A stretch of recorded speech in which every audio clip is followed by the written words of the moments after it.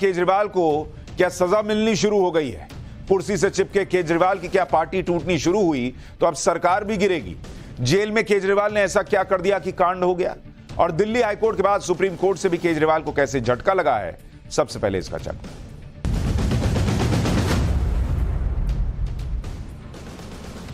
अरविंद केजरीवाल कितना भी कुर्सी से चिपके रहने की कोशिश कर लें, लेकिन अब साफ दिख रहा है कि उनकी सत्ता का महल भरभरा कर गिरने वाला है। केजरीवाल की कट्टर ईमानदारी का सर्टिफिकेट तो कल हाईकोर्ट के फैसले के बाद फटा हुआ डस्टबिन में पड़ा मिला, और जैसे ही हाईकोर्ट ने ऐसा किया 24 घंटे के अंदर ही केजरीवाल की पार्टी में हड़कंप मच गया। और आज अचानक केजरीवाल के एक मंत्री राजकुमार आनंद ने इस्तीफा दे दिया। मंत्री ने इस्तीफा दे दिया, और केजरीवाल के इस मंत्री ने जो जो बातें कही हैं वो केजरीवाल और उनकी पार्टी के कान से धुआं निकाल देने वाली है। अब ये कोई बीजेपी का आदमी नहीं कह रहा बॉस, ये कोई ईडी नहीं कह रही है, ये आपके सरकार में मंत्री रहा आदमी कह रहा है। केजरीवाल के इस मंत्री ने मंत्री पद से और पार्टी से इस्तीफा देते हुए डंके की चोट पर कह दिया कि आम आदमी पार्टी भ्रष्टाचार के दलदल में फंस गई है। सरकार के पास शासन करने की नैतिक ताकत नहीं बची है। राजनीति बदलने आए थे, राजनीति तो बदली नहीं, राजनेता बदल गए। ये आम आदमी पार्टी का नेता अरविंद केजरीवाल की सरकार का मंत्री कह रहा है बॉस। अब तो पूर्व हो गए, लेकिन जो उनके खास रहे, मंत्री रहे, वो कह रहे हैं कि कोई नैतिक आधार नहीं है सरकार में रहने का आम आदमी पार्टी के पास और केजरीवाल जी के पास। यानी अब कोई और नहीं, केजरीवाल के अपने लोग ही केजरीवाल को भ्रष्टाचारी बताने लगे।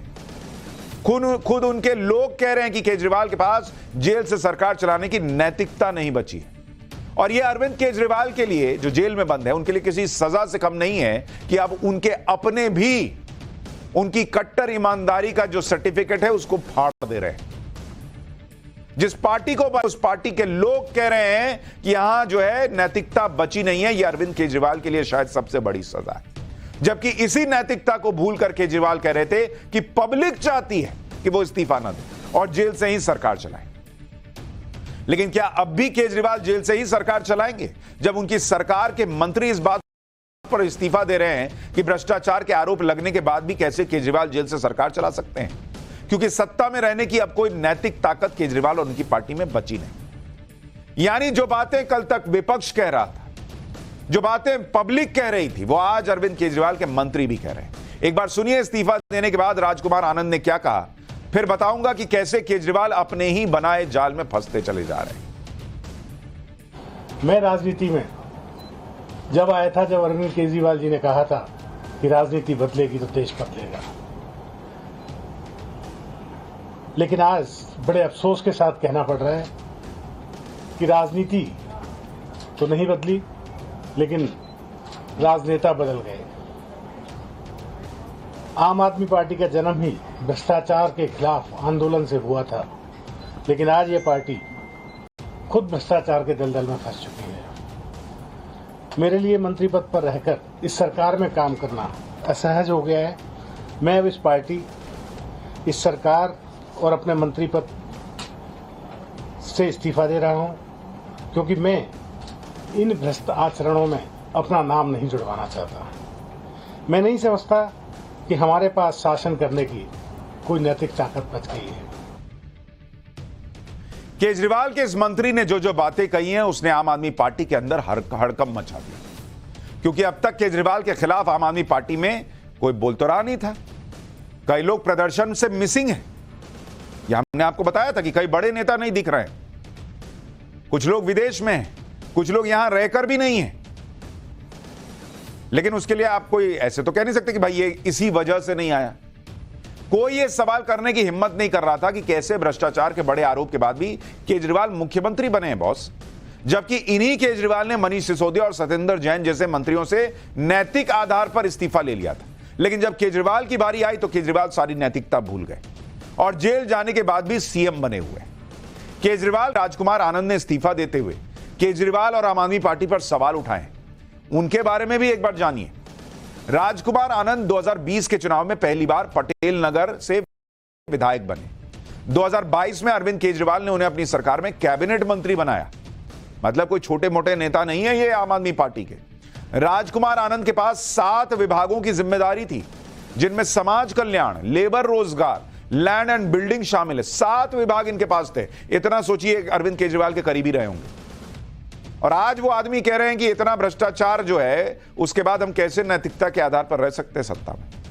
राजकुमार आनंद दिल्ली में आम आदमी पार्टी का प्रमुख दलित चेहरा भी थे, लेकिन बात किसी मंत्री के इस्तीफा देने और पार्टी छोड़ने की नहीं है बॉस। केजरीवाल की तो आज से नींद उड़ जाएगी, क्योंकि मंत्री के इस्तीफे के बाद आम आदमी पार्टी फुल टेंशन में आ गई है। उसे लग रहा है कि आज एक मंत्री ने इस्तीफा दिया, एक आदमी ने पार्टी छोड़ी, कल कोई और जा सकता है, फिर आगे लाइन लग सकती है। क्योंकि एक तो आम आदमी पार्टी के नेताओं को अरविंद केजरीवाल के जल्द जेल से बाहर आने की उम्मीद अब दिख नहीं रही होगी। हाईकोर्ट ने जो कहा उसके बाद तो और मुश्किल है। दूसरा, आम आदमी पार्टी इकलौती ऐसी पार्टी बन गई है जिसके ज्यादातर सीनियर नेता जेल में हैं या किसी घोटाले के आरोप में फंसे हुए हैं। ऐसी छवि वाली पार्टी में रहना भी आसान नहीं है। अरविंद केजरीवाल, मनीष सिसोदिया, सत्येंद्र जैन जैसे नेताओं की गैर मौजूदगी की वजह से पार्टी के दूसरे नेताओं को फ्रंट में आने का मौका तो मिला है, और इस बदलाव से भी पार्टी के कई नेता असहज होंगे। इसलिए हो सकता है कि भविष्य में राजकुमार आनंद जैसे सरप्राइजेस और मिल जाएं। हो सकता है कई लोग और पार्टी छोड़ दें। आम आदमी पार्टी तो खुद यह मान रही है कि आगे और भी नेता पार्टी छोड़कर जा सकते हैं। सुनिए आज अपने मंत्री के इस्तीफे पर संजय सिंह ने क्या कहा। तुमसे आम आदमी पार्टी के जो निष्ठावान कार्यकर्ता हैं, जो हमारे विधायक और मंत्री हैं, ठीक है, कुछ लोग इस लड़ाई में पीछे हटेंगे। हम जानते हैं कुछ लोग इस लड़ाई में पीछे हटेंगे, कुछ लोग टूटेंगे, किसी का मनोबल कमजोर होगा, लेकिन लंबी तादाद, बड़ी तादाद उन लोगों की है जो इन परिस्थितियों का मुकाबला करेंगे। यानी संजय सिंह भी मान रहे हैं कि कुछ लोग जाएंगे, और उनको पता है, अंदर की चीजें तो पता ही है ना कि कौन मन से साथ है और कौन मन से नहीं है। और उनको उनके ये कहने का मतलब है कि बॉस खेला हो बे। लेकिन सवाल तो यह है कि आम आदमी पार्टी में कोई नेता खुद को कब तक बनाए रखेगा, जब सीधा सीधा भ्रष्टाचार के आरोपों में पूरी पार्टी फंसी है और ऊपर से जेल से सरकार चलाने की बातें करके धज्जियां उड़ाई गई हैं। कब पार्टी जो है उसको ईडी आरोपी बना दे, इसकी डेट किसी भी दिन आ सकती है। तो उस पार्टी में रह के ये लोग करेंगे क्या? और हमने आपको कल ही बताया, अकाउंट फ्रीज हो सकता है, इनकी मान्यता तक रद्द हो सकती है। जो भारत की राजनीति के इतिहास में भ्रष्ट से भ्रष्ट नेता ने भी नहीं किया, वो आज की डेट में पॉलिटिक्स बदलने के लिए आए हुए लोग कर रहे हैं कि नहीं, हम इस्तीफा नहीं देंगे, जो करना कर लो। इसी वजह से शायद आम आदमी पार्टी के कई नेता चुप हैं और सही समय का शायद इंतजार कर रहे हैं। जैसे पंजाब से आम आदमी पार्टी के 7 में से 5 राज्यसभा सांसद एक तरह से केजरीवाल के मामले में साइलेंट हैं। इन सांसदों में क्रिकेटर हरभजन सिंह, अशोक मित्तल, संजीव अरोड़ा, बलबीर सिंह सीचेवाल और विक्रमजीत सिंह साहनी का नाम बताया जा रहा है कि ये लोग ज्यादा कुछ बोल ही नहीं रहे। बाकी 2 सांसदों में एक सांसद राघव चड्ढा लंदन में बताए जा रहे हैं। उनको लेकर भी बड़ी चर्चा और अटकलें हैं, क्योंकि केजरीवाल के जेल जाने के बाद भी राघव चड्ढा बहुत सक्रिय नहीं दिख रहे। और इतनी बड़ी चीज पार्टी में हो रही है, वो अभी तक लौट के नहीं आए। कहा गया किसी मेडिकल कारण से वहां है, लेकिन ऐसा क्या मेडिकल कारण कि पार्टी आखिरी सांस ले रही है और वो आ नहीं पा रहे हैं? लोग पूछ रहे हैं सोशल मीडिया पर। सिर्फ एक सांसद संदीप पाठक एक्टिव दिख रहे हैं, जो लोकसभा चुनाव का कैंपेन भी संभाल रहे हैं और केजरीवाल की गिरफ्तारी के बाद से प्रोटेस्ट में भी शामिल हो रहे हैं। सच यह है कि आम आदमी पार्टी में भले ही कोई बोल ना रहा हो, लेकिन पार्टी में भगदड़ मचने का अंदेशा अब सबको होने लगा है। आज केजरीवाल के मंत्री राजकुमार आनंद गए तो आम आदमी पार्टी के नेताओं का यह डर सामने आने लगा है कि कहीं पार्टी ना बिखर जाए। आम आदमी पार्टी इस माहौल को काउंटर करने के लिए अब अपना एक नया नैरेटिव चलाने में जुटी है कि यह सब ईडी और बीजेपी की वजह से हो रहा है। जैसे सोमनाथ भारती ने कहा कि कल शाम को करीब 6:41 पर मेरे साथ हुई बातचीत में राजकुमार आनंद जी ने बीजेपी द्वारा कराई जा रही ईडी रेड के कारण हुई परेशानी की बात कही थी और बहुत दुखी थे। उनका आम आदमी पार्टी से इस्तीफा सिर्फ और सिर्फ भाजपा शासित ईडी के द्वारा उन्हें दी जा रही प्रताड़ना है और कुछ भी नहीं। सोमनाथ भारती ने आगे कहा कि ऑपरेशन लोटस का पहला शिकार दिल्ली में राजकुमार आनंद जी है, यानी यह भी मान रहे हैं कि यह पहला है, अभी और हो सकते हैं शायद। मुझे इस बात का दुख रहेगा, यह वक्त है चट्टान की तरह अपने पार्टी और नेता श्री अरविंद केजरीवाल जी के साथ रहने का। यानी फिर वही कहानी, ईडी बीजेपी ने कर दिया, अपने ऊपर कुछ लेने को तैयार ही नहीं है बॉस। यानी केजरीवाल के मंत्री ही आम आदमी पार्टी की पोल खोल रहे हैं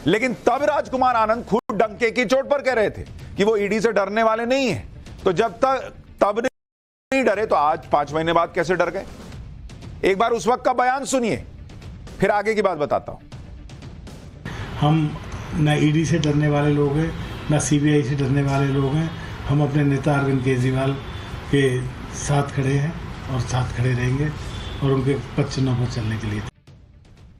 यानी आम आदमी पार्टी ने 5 महीने पहले इन्हीं भाई साहब को वो कट्टर ईमानदारी का सर्टिफिकेट दे दिया था कि ईडी जबरदस्ती मोदी जी के कहने पर आई है। तो अगर ये ईमानदार थे, आपने सर्टिफिकेट दे ही दिया था, तो डरे किस बात का? आप कह रहे हैं ना कि आज डर कर इन्होंने बीजेपी के डर से, ईडी के डर से छोड़ दिया पार्टी को। तो जब ये कट्टर ईमानदार थे, आपने सर्टिफिकेट बांटा, तो डरे किस बात का? और अगर आज डर गए, इसका मतलब उस दिन कट्टर ईमानदारी वाला सर्टिफिकेट जो है वो ठीक नहीं था, गलत बनाए थे आप लोग। दोनों नहीं हो सकता कि ईमानदार भी हैं और डर भी गए।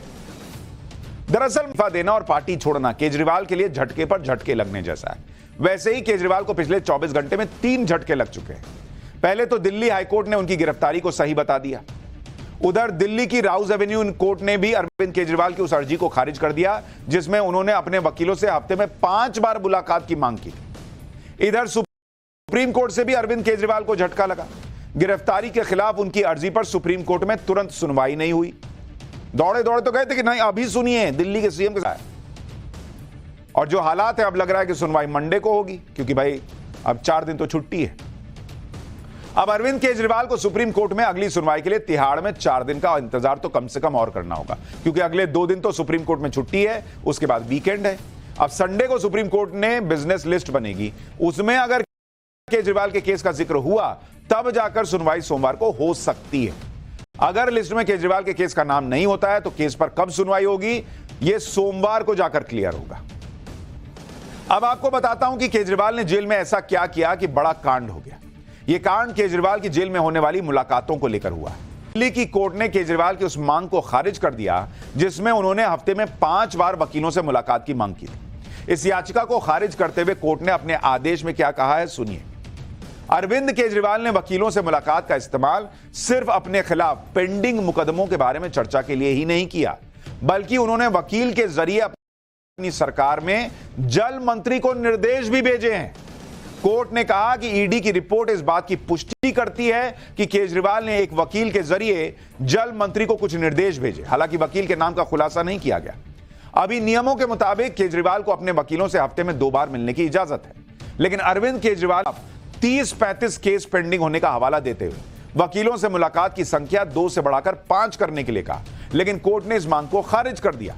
कोर्ट ने अपने फैसले में दिल्ली हाई कोर्ट के अमानतुल्लाह खान केस में दिए फैसले का हवाला देते हुए कहा कि कानून की नजर में सब बराबर हैं, कोई राजनीतिक शख्सियत कानून से ऊपर नहीं है बॉस। इस लिहाज से भी केजरीवाल जेल के अंदर उतनी बार वकीलों से मुलाकात के हकदार हैं जितना कोई आम कैदी के लिए नियम है। ईडी ने तो कोर्ट में यह भी बताया कि आमतौर पर तो एक ही मुलाकात की इजाजत होती है, इनको तो 2 दे दिए, ये बड़ी बात है। यानी अरविंद केजरीवाल वकीलों से मिलने के बहाने सरकारी आदेश। ऐसे में जब मुलाकातों को लिमिट किया गया तो आम आदमी पार्टी आरोप लगाने लगी कि जेल में वकीलों के जरिए संदेश भेजने पर अरविंद केजरीवाल के खिलाफ जांच बिठा दी गई। संजय सिंह ने दावा कर दिया कि जेल से ऑर्डर देने पर केजरीवाल को धमकी मिली है कि जेल में उनकी वकीलों और परिवार से मीटिंग रोक दी जाएगी। संजय सिंह ये भी बोल दिए कि वो और पंजाब के सीएम जेल में अरविंद केजरीवाल से मिलना चाहते थे, लेकिन जेल प्रशासन ने इस मुलाकात को कैंसिल कर दिया, जबकि मीटिंग के लिए टोकन जारी हो गया था।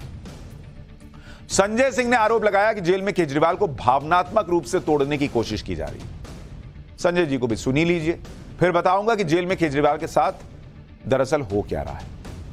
लीगल मुलाकात होती है तो आप जान के हैरान हो जाएंगे, 8-10 पुलिस वाले उस लीगल मुलाकात में उनको घेरे खड़े रहते हैं। आप अरविंद केजरीवाल को इमोशनली तोड़ना चाहते हैं, आप अरविंद केजरीवाल को यातनाएं देकर झुकाना चाहते हैं, आप अरविंद केजरीवाल को तोड़ने की कोशिश जो कर रहे हैं वो कोशिश नाकाम रहेगी। अरविंद केजरीवाल टूटेगा नहीं, याद रखिएगा। अरविंद केजरीवाल के आसपास 7-8 पुलिस वाले होते हैं तो वो टूटने लग जाते हैं। ये नया माल आया है मार्केट में। ये अगर वो व्यक्ति होते जिन्होंने कहा था कि मैं कभी सिक्योरिटी नहीं लूंगा जी, और सिक्योरिटी नहीं ली होती, तब इतने पुलिस वालों को देखकर टूट रहे होते, डर रहे होते तो समझ में आता। ये तो सिक्योरिटी, फुल सिक्योरिटी लेकर चलते थे बॉस।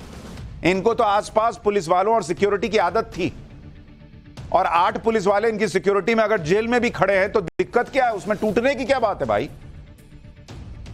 तिहाड़ जेल में भगवंत मान और संजय सिंह की केजरीवाल से मुलाकात क्यों नहीं हो पाई, वो भी जान लीजिए। पहली बात यह है कि सुरक्षा के लिहाज से तिहाड़ जेल बहुत संवेदनशील जगह है। यहां पर खूंखार कैदी भी बंद हैं, और ऐसी जेल में पंजाब के सीएम, दिल्ली के सीएम केजरीवाल से मुलाकात करने वाले थे। यह मुलाकात सिक्योरिटी के लिहाज से बड़ी बात थी, क्योंकि 2 मुख्यमंत्री एक बेहद सेंसिटिव जगह पर मिलने जा रहे थे। ऐसी मुलाकात किसी भी जेल में सामान्य बात नहीं है, इसके लिए पुख्ता सिक्योरिटी के इंतजाम करने होते हैं। 12 अप्रैल को इस मुलाकात को लेकर पंजाब पुलिस और तिहाड़ जेल प्रशासन और दिल्ली पुलिस के बीच बड़ी मीटिंग होने वाली है, जहां पर दोनों मुख्यमंत्रियों की मुलाकात को लेकर सिक्योरिटी अरेंजमेंट पर चर्चा होगी। यानी 2 मुख्यमंत्रियों की मुलाकात तो होगी, लेकिन तैयारी के साथ, और शायद आज इसी वजह से भगवंत मान को अरविंद केजरीवाल से मिलने नहीं दिया गया। यानी मिलने नहीं देंगे ऐसा नहीं है, आज नहीं मिलने दिए, आगे जरूर देंगे। आम आदमी पार्टी यह भी आरोप लगा रही है कि केजरीवाल को जेल में परेशान किया जा रहा है, उनकी सेहत ठीक नहीं है, जबकि जेल में अरविंद केजरीवाल का वजन 1 किलो बढ़ गया है। उल्टा वजन बढ़ गया 1 किलो इनका। 1 अप्रैल को अरविंद केजरीवाल का वजन 65 किलो था, 7 अप्रैल को 66 किलो मापा गया है। तिहाड़ जेल में अरविंद केजरीवाल का फास्टिंग शुगर लेवल बढ़ा हुआ दिख रहा है। जांच के दौरान ब्लड शुगर फास्टिंग 160 है, जबकि डायबिटीज के मरीज का नॉर्मल फास्टिंग लेवल 100 से 120 के बीच में होना चाहिए। लेकिन अभी फिलहाल जेल प्रशासन का कहना है कि ऐसी कोई खबर नहीं कि उनकी सेहत बहुत जो है वो डिटोरिएट कर गई है या बहुत खतरे में है। लेकिन खतरे में उनकी पार्टी, उनकी सरकार, उनका भविष्य जरूर दिख रहा है।